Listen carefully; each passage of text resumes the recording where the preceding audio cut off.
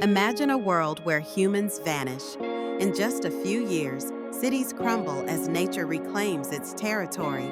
Vines creep up skyscrapers, and trees burst through asphalt. Fast forward a century, and the Eiffel Tower is a rusting relic draped in greenery. Wildlife flourishes, bears roam through abandoned streets, and dolphins reclaim coastal waters. In a millennium, the Great Wall of China is barely a memory, swallowed by forests. Coral reefs, once bleached, revive, teeming with life. Without pollution, the air is crystal clear, and the planet breathes freely. In this new era, Earth thrives, a vibrant tapestry of ecosystems, reminding us of what we lost and what could be again.